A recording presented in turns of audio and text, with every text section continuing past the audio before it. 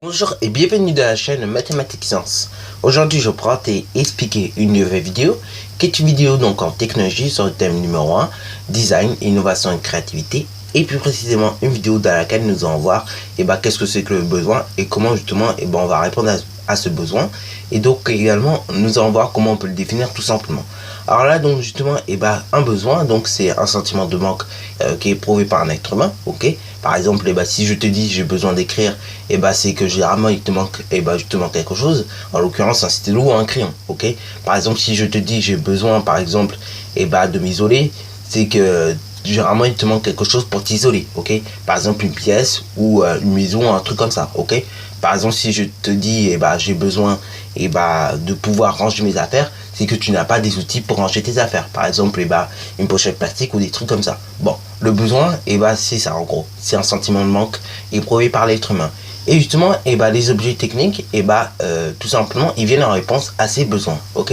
C'est pour ça d'ailleurs qu'on fabrique tout le temps des objets techniques, tels que les classeurs, des pochettes plastiques, telles que vous les connaissez par exemple pour ranger encore mieux vos classeurs, ou également des perforeuses, ok.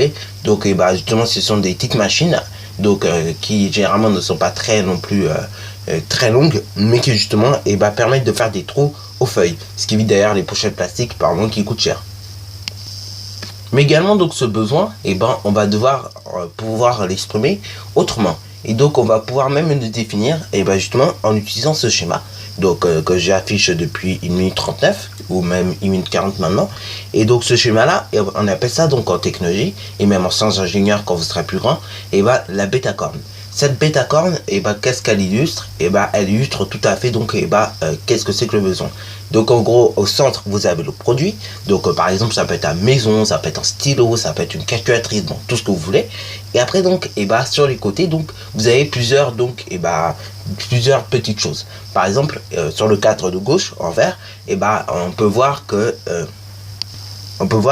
à qui justement par exemple l'objet là que je te propose, par exemple une maison ou une calculatrice ou un truc comme ça, justement à qui il rend service cet objet.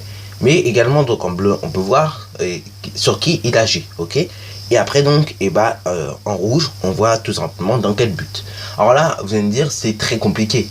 Bon, alors là généralement ce genre de schéma c'est des schémas que vous apprenez en 5e, 4e et en 3e généralement, ok, au collège maintenant. Mais vous pouvez apprendre ça également en sciences ingénieurs lorsque vous êtes en première, ok. Donc en gros au lycée. Donc ces schémas là, donc au centre vous mettez le produit. Par exemple ça peut être à la maison, à la calculatrice comme je disais. Donc à qui ça rend service? Généralement ça va rendre service à l'homme, mais ça peut rendre service par exemple à des animaux. Par exemple les écopons, je ne sais pas si vous êtes au courant, mais ce sont des pots justement par lesquels justement aucun être humain peut passer, mais des animaux en revanche peuvent passer pour éviter justement de se faire tuer par exemple sur les routes. Je crois que sur l'autoroute A89 ou A71, un truc comme ça, donc c'est au centre de la France, un truc comme ça, donc il y a des écopons, ok. Et ces écopons donc ils permettent au fait aux animaux de se déplacer tranquillement, ok. Bon, bien sûr il y a que généralement c'est les copons qu'on pense tout de suite, mais il y a tout plein d'autres objets qui peuvent tout simplement rendre service aux animaux, ok. Par exemple la niche, c'est un très bel objet technique qui rend service aux animaux, ok. Ça évite encore une fois un animal par moment de faire trop de bêtises, ok. Mais maintenant donc cette case-là, sur quoi agit-il?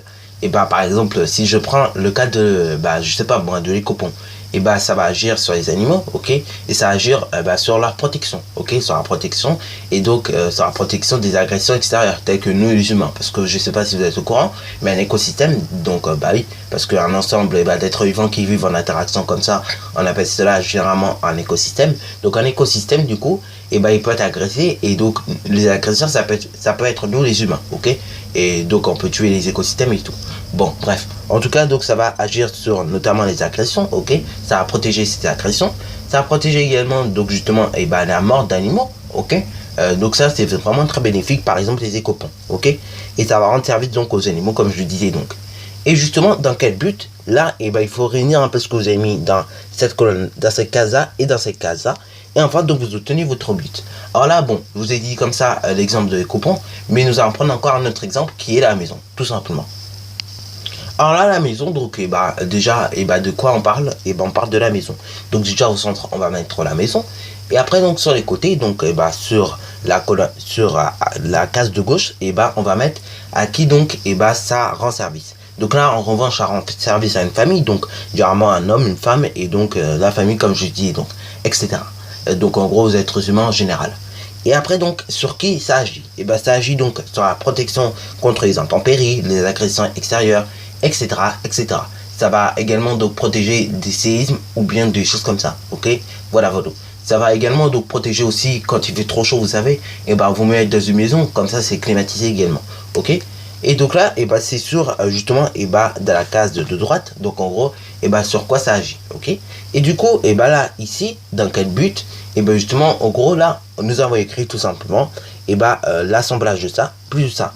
Donc justement, là, nous avons écrit tout simplement que la maison, ça sert à l'homme pour se protéger contre les intempéries, les agressions extérieures, etc.